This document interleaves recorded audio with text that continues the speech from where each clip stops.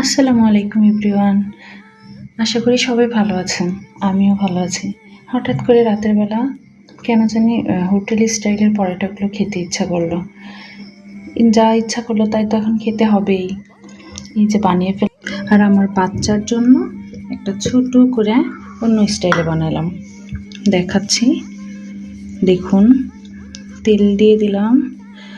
আসলে আমার কাছে এখন তেল ব্রাশ করার ওইটা নাই, কারণ আমি হাত দিয়েই মাখাচ্ছি। অল্প একটু চিনি দিয়ে দিলাম।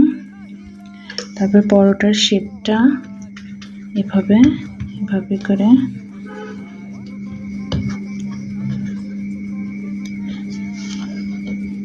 সুন্দর করে শেপটা দিয়ে নিলাম। এটা হলো আমার বাচ্চার ছোট।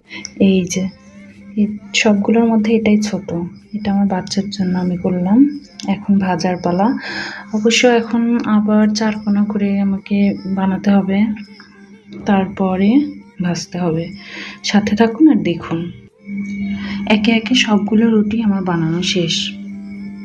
এখন চুলায় প্যানটা বসিয়ে ভাজবো।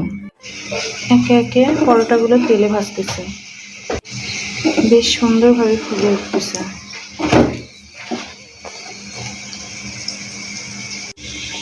পরোটাগুলো বালিশের মতো ফুলে উঠতেছে।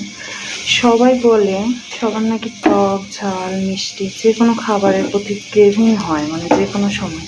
আমার তো প্রতিটা হালাল আর রুচিসম্মত খাবারের উপরেই ক্রেভিং হয়, প্রতিটা মুহূর্তেই। নিজেকে আসলে কন্ট্রোল করতে পারি না, এতটা রুচি আল্লাহ তাআলা আমাকে দিয়েছেন। যাদের মুখে রুচি কমে গিয়েছে তারা এইভাবে ট্রাই করে দেখতে পারেন।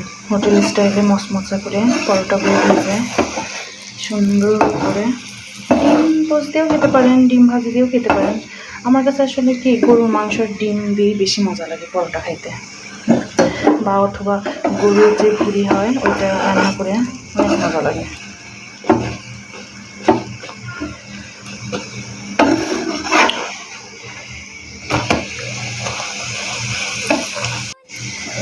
এই পরোটাটা করলেই আমার শেষ হয়ে যাবে। আজকের মতো এখানেই শেষ করতে যাচ্ছি। ভালো থাকবেন সবাই। আসসালামু আলাইকুম।